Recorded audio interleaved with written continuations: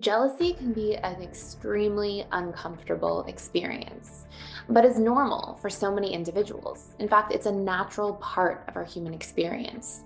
The problem becomes when jealousy starts happening in excess, when it creeps into every corner of our relationship and has a very insidious way of poisoning things and often sabotaging relationships.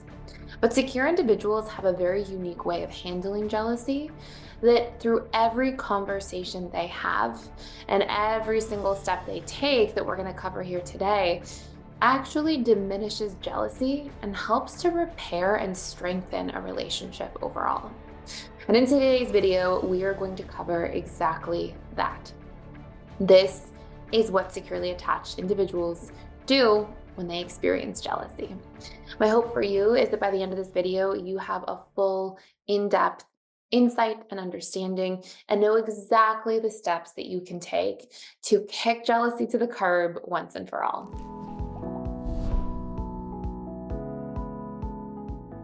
So, one of the first things that I want to share with you, and I actually put a slide together to demonstrate this, and also for anybody who just wants to take some notes, or also for anybody who just wants to keep track of these things.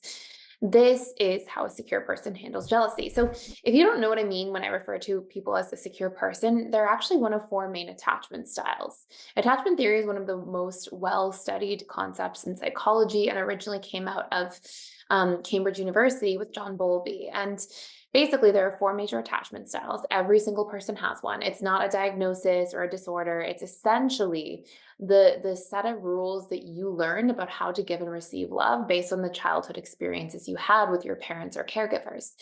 And out of all four attachment styles, secure is the one that reports consistently, having longer lasting relationships, but also, more importantly, thriving relationships, actually feeling satisfied and happy and connected in their long term relationships.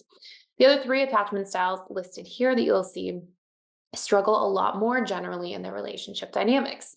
One is the anxious preoccupied, who tends to feel anxious or afraid in relationships, especially of abandonment or being alone. The dismissive avoidant, this fourth one you'll see here, who tends to be very shut down, fear commitment, closeness, intimacy in relationships, and may pull away sort of out of the blue when things get too real or they feel too vulnerable. And last but not least, the fearful avoidant we have in the middle, and they experience both the anxious and avoidant side of the attachment continuum. They essentially sometimes feel really all in and sometimes feel very afraid of connection.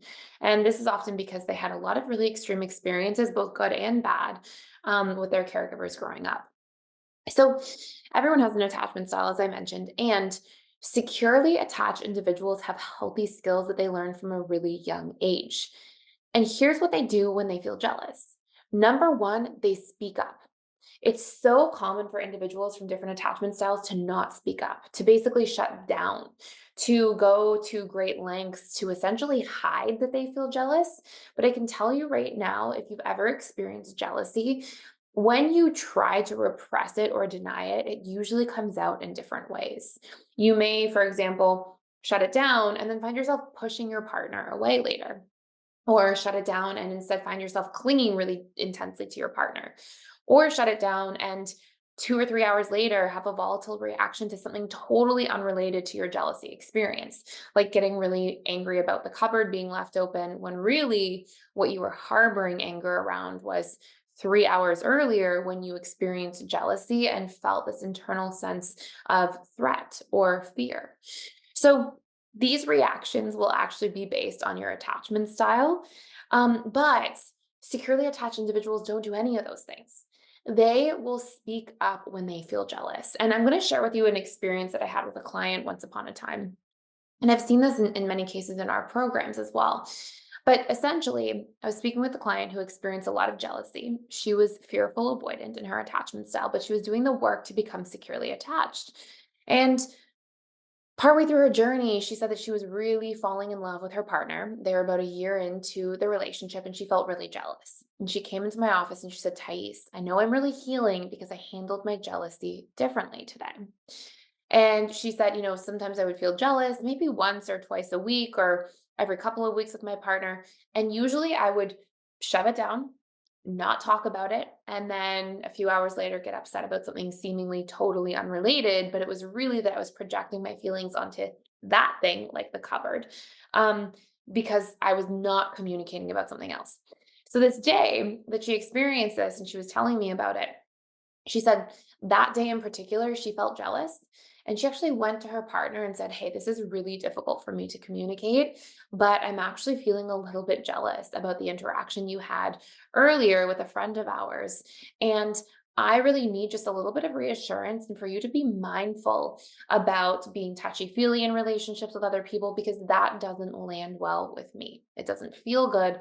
And I want to have a relationship where we're able to communicate and also go out of our way to be really respectful of each other's boundaries." And her partner responded in such a fantastic way. Her partner was like, "Wow, I didn't realize that I was being this way. I can definitely see how you feel that way in retrospect now that you brought it up. And I'll definitely make more of an effort to be mindful about my interactions with other people because I do care about our relationship and I really want this to work long term." Now, I can tell you right now, this won't necessarily be every single person's experience. And securely attached individuals know that. Now, what you'll see is if you're dating somebody for 2 months, 3 months, 4 months, this is the vetting stage of relationships. This is the dating stage where we're supposed to really get to know somebody.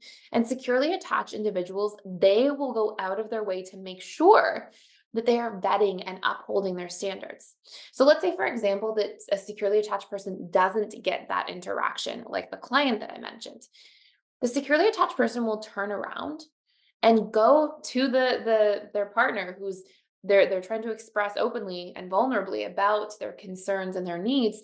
They'll go to that person, and if the person says, "Don't be silly, that you're being ridiculous, stop talking like that," or they diminish or deny their feelings and their needs, the securely attached person will realize that this isn't going to be a healthy relationship for me long term. If somebody's not willing to be respectful or kind or introspective about how their actions in a relationship affect me, this may not be the right person for me. Now, this is not me saying like cut and run, like everybody should just cut and run the moment that there's a bad reaction. Of course, we can vet for a little bit, give somebody benefit of the doubt one time, try to talk again about this later. But if we are not seeing the needle move in healthy ways in our relationship, we shouldn't be sticking around. We should be vetting to make sure in early stages of dating and getting to know somebody that if we do have an experience that doesn't feel good for us, that that person's willing to be mindful and respectful of our boundaries.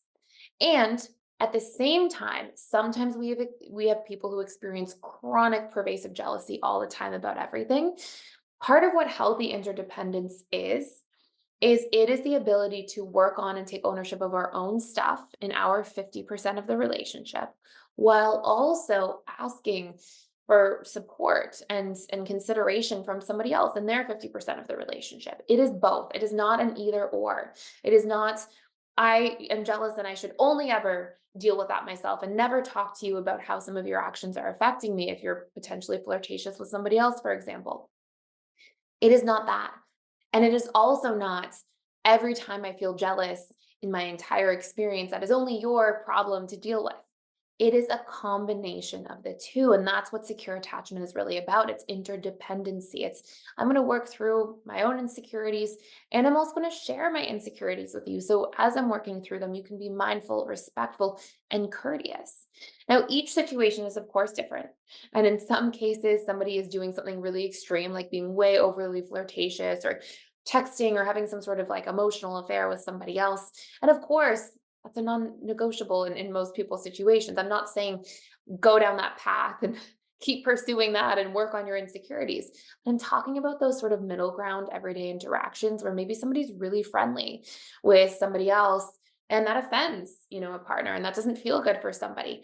In those gray area cases, that's what we're looking for, the person to work on their side of their insecurities, but equally to communicate and convey their concerns to their partners so that they can be taken into consideration and honoring their standards and needs in regards to how that person responds. Now, I want you to know if you're new to attachment styles, anybody can become securely attached. I have seen tens of thousands of people at this point come through our programs, become securely attached. And this is something that isn't that difficult. It's just something that's not talked about too much. So if you are struggling with feeling anxious in relationships or feeling really hot and cold and flip flopping all the time, or as the dismissive avoidant, feeling afraid of commitment and constantly needing to take space, these are solvable problems. You're not born with an attachment style, it gets conditioned into you. And you can leverage principles of programming to recondition these things. So if you want to do a deeper dive, you can actually check out our 90-day attachment bootcamp. And the link is down below. We're just running this for a limited time at a hugely discounted rate. So you can scope it out if you're interested in learning more. Thank you for watching and stopping by. If you enjoyed this video, please consider liking, sharing, and subscribing.